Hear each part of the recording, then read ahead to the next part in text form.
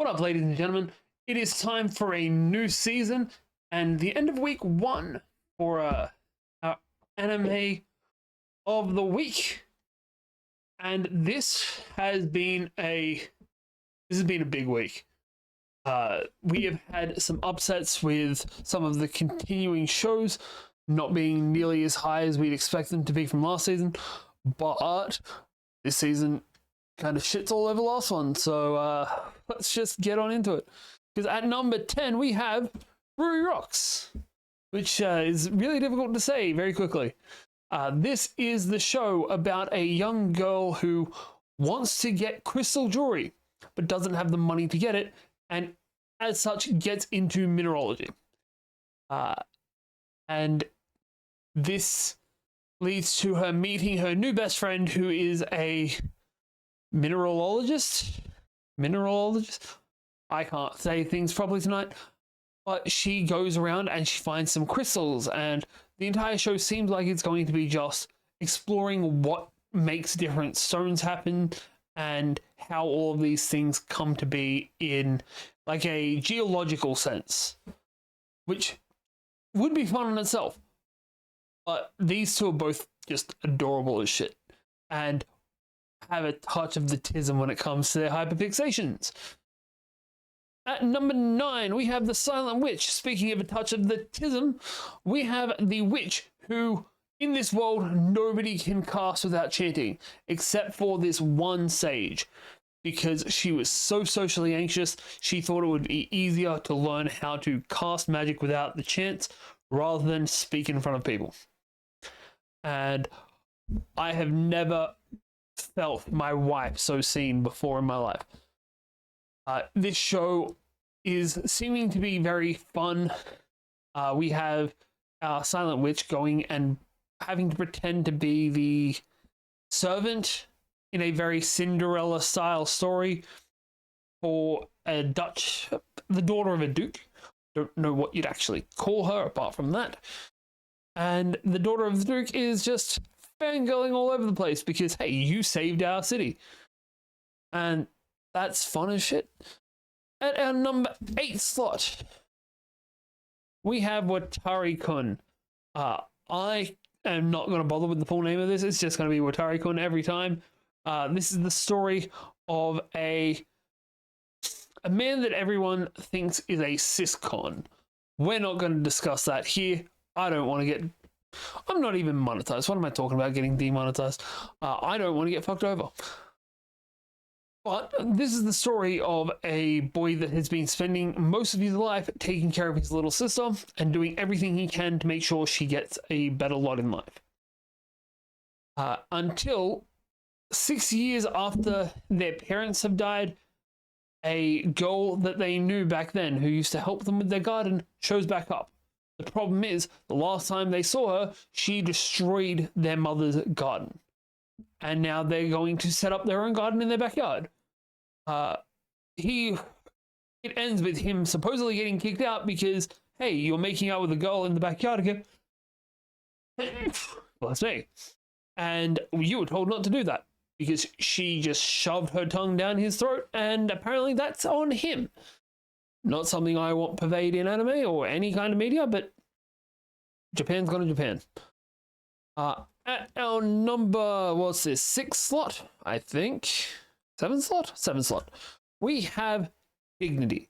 The Fragrant Flower Blooms with Dignity is the full name of the show. I have everything shortened down. This show has 2 schools right next to each other.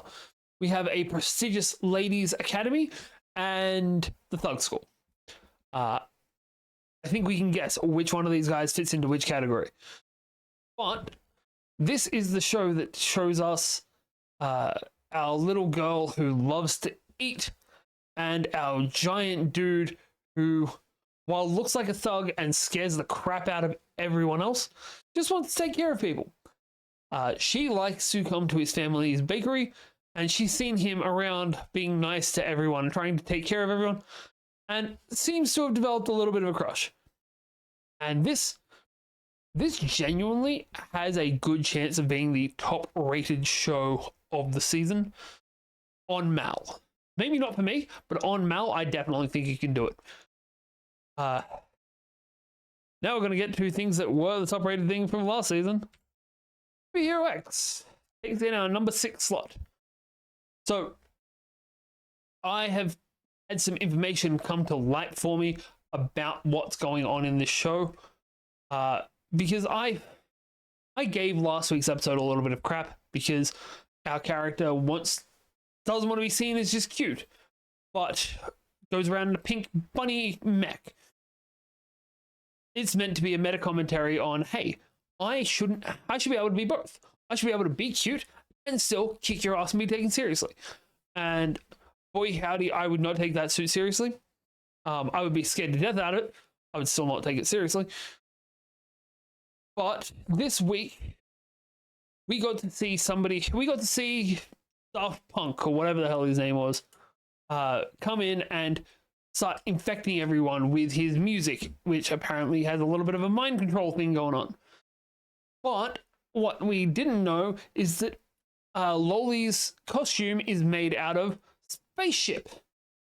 And that spaceship not only is unaffected by fear, because these guys had big vats of fear, it also isn't affected by trust. So trust powers and fear powers do not affect Loli, which makes me want to see how well she goes up against X. That's going to be a fun fight to watch. We also got introduced to Shadowblade, who is, I believe he's our next arc. He might be the one after that. But that's our edgelord right next to my face. And yeah, we got to see a mech beat up a guy with a disco ball for a head. It was a fun little fight.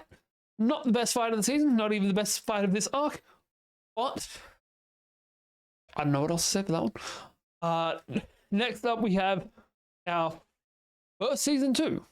Dun dun dun. Because this is the season of season 2s that just most of them haven't started yet. So if you haven't seen Dun dun dun season 1, go watch it. Just pause this, go watch it right now. Oh wait. Are we done? Cool. So Dun dun dun is the story of possession and spiritual power, but also aliens. Because we have Okarun, who loves aliens, and we have Miss Ayase, who grew up around a spirit medium grandmother.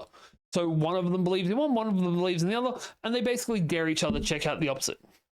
In doing so, Momo, who is Miss Ayase's actual name, discovers she has psychic powers. Okarun gets possessed by a granny, who is now living inside the cat doll.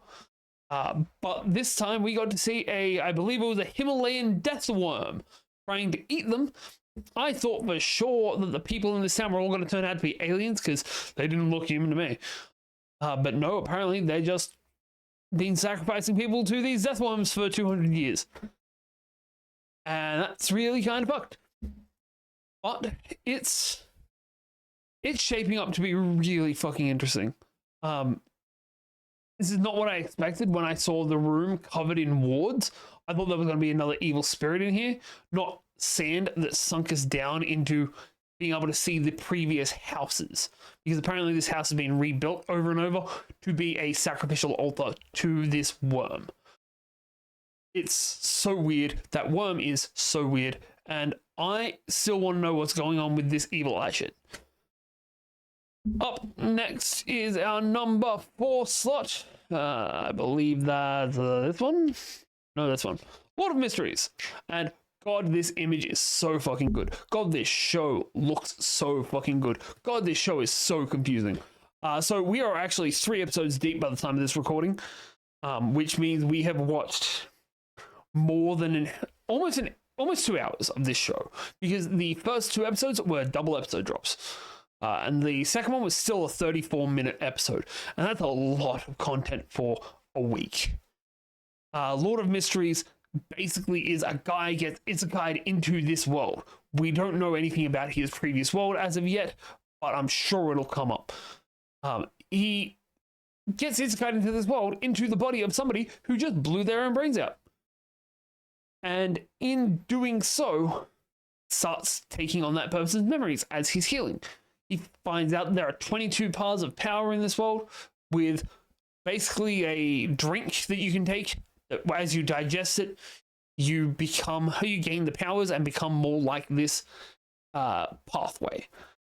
And the main character is known as Klein, but he's also known as the Fool. And if this show is to be believed, the fandom of this show is to be believed, we're going to hear a lot about the Fool coming up.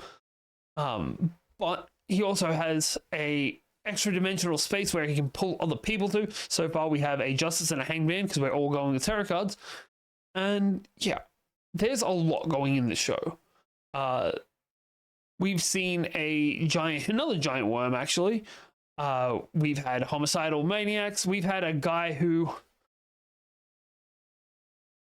basically became a bloated version of himself and was a dead soul.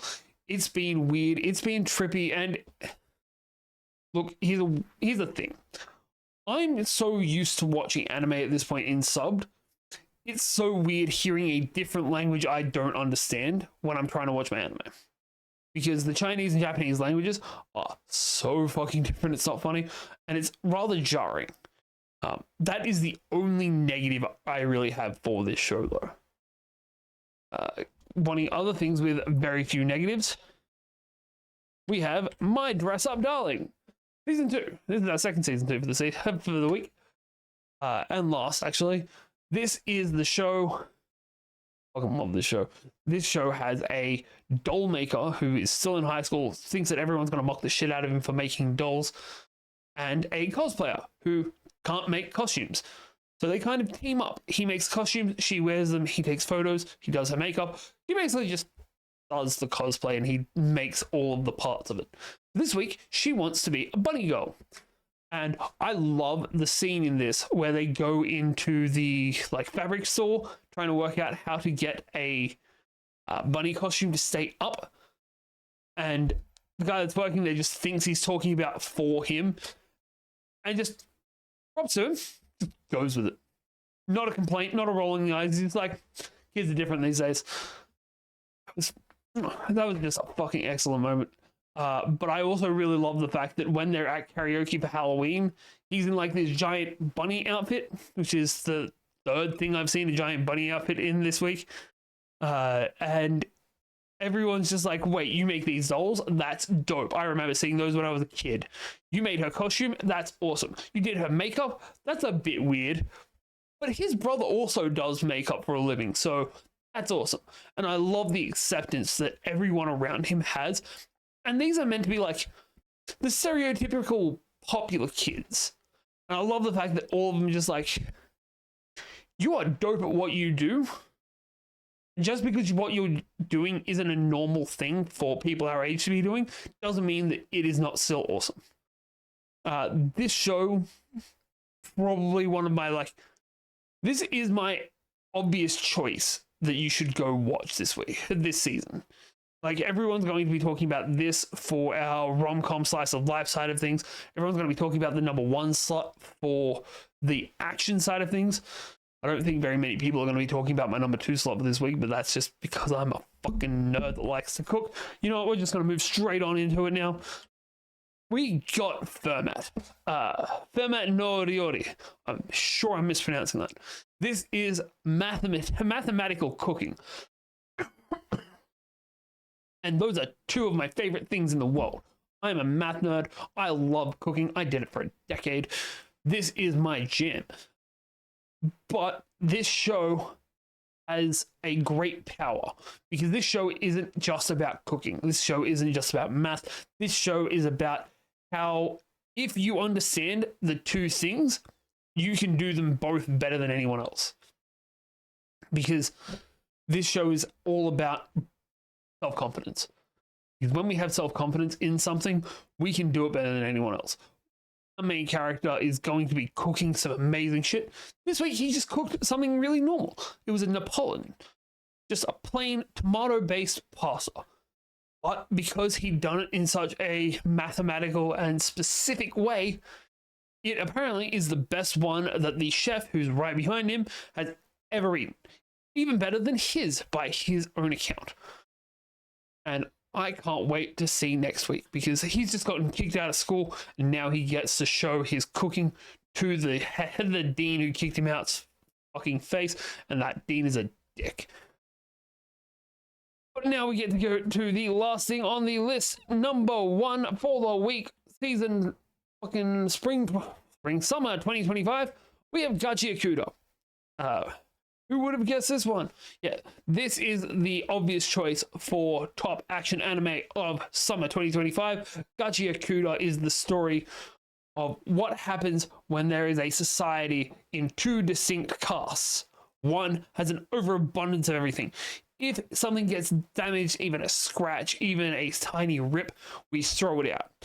On the other side, we have people living in the slums whose ancestors were criminals or they are criminals. They're put out there.